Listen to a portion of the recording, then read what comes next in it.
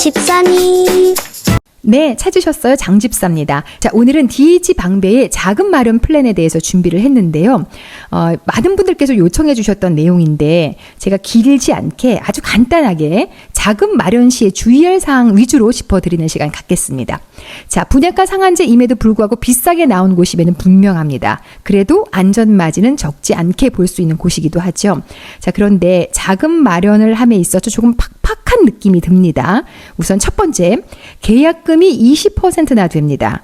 그러면 국평 기준으로 22억을 잡더라도 4억 4천은 당장 있어야 하는데 여기서 주의하실 점, 당장 4억 4천을 어디서 마련하나 싶어서 영끌하듯이 다 끌어 모아야 되는 상황에서 부족한 얼마 부분에 대해서는 신용대출을 내야 되겠다 하시는 분들, 자, 중요한 규제 하나를 알려드리겠습니다. 신용대출 1억 원을 초과해서 1년 내에 규제 지역의 집을 사면, 이곳은 특히 투기과열지구죠. 투기과열지구에 집을 사게 되면 그 대출금은 바로 회수 당하게 돼 있습니다.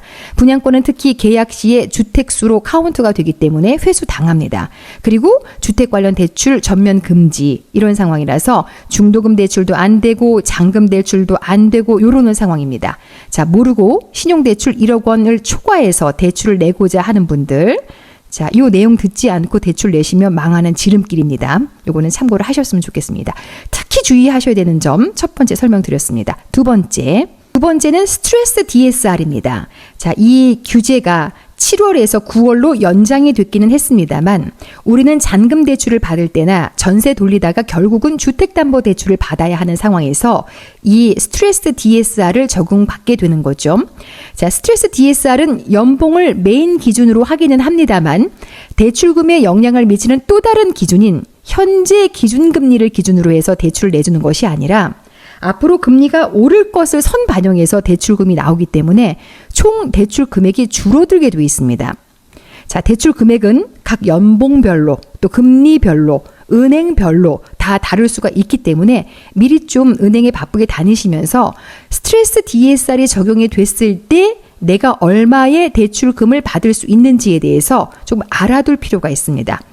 소득금액 증명원이나 원천징수 떼서 은행에 방문하셔서 꼭 한번 알아보시기 바랍니다. 자, 세 번째입니다. 세 번째로 주의하실 부분은 중도금 대출이 후불이 아니라 매달 납입을 해야 된다는 점입니다.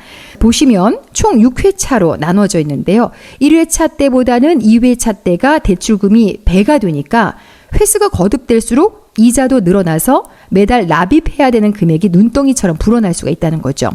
자, 국평 기준 22억을 기준으로 본다면 중도금이 60%입니다. 그러면은 13억 2천 정도 되죠. 금리 4%만 잡더라도 6회차쯤에 다다랐을 때는 한 달에 한 400만 원 정도 내야 하는 상황이 올 수도 있다는 얘기입니다. 물론 뭐 금방 전세나 잔금 대출로 전환해서 다 해결이 되겠지만 대출이나 전세가 한참 남았는데도 이자를 내야 하는 상황에는 대비를 하셔야 된다는 얘기죠. 한 달에 200씩, 300씩, 400씩 푹푹 낼 수 있는 그런 여력이 있는 분들이 많지 않다는 거죠. 혹시 내더라도 뭐 월급 다 내고 생활비는 어디서 마련을 하시겠어요? 여기에 대한 대비도 미리 계산에 있어야 된다라는 뜻이 되겠습니다. 자, 마지막으로 진짜 질문 많이 들어온 내용에 대한 답을 하나 또 드리겠습니다. 대출이 충분치 않아서 전세 작전 쓰실 분들은 방배 그랑자이의 25평 전세가가 11억 5천 정도 되니까 자, 세금 옵션 포함해서 내 돈으로는 6억에서 7억은 있어야 된다. 자, 이런 뜻이 되겠고요. 그 다음으로 33평 전세 작전 시에는 자, 방배 그랑자이의 국평 전세 시세는 한 13억 정도 됩니다. 그러면 세금 옵션 포함해서 내 돈으로 9억에서 10억 이상은 필요하다. 하지만 중도금에 대한 이자 납부까지 감안을 하신다면 돈이 조금 더 있어야 되고요. 여기에 뭐 옵션을 조금 더 많이 세게 넣었다 하셨을 경우에는 돈이 조금 더 넉넉하게 있어야 된다. 이런 생각이 듭니다. 자, 또 하나 중요한 사실을 알려드립니다.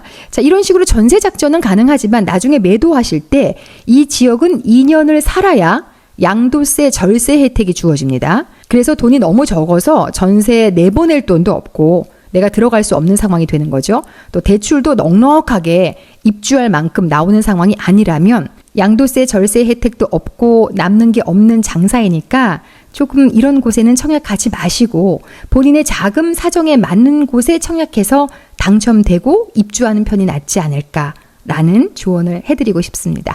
자, 오늘은 간단하게 DH 방배 자금 마련 시 주의할 점에 대해서 알려드렸습니다. 오늘 내용 도움되셨다면 좋아요, 구독 눌러주시고요. 앞으로도 청약에 관한 꿀팁들 위주로 여러분께 좋은 정보 드리겠습니다. 오늘 감사합니다.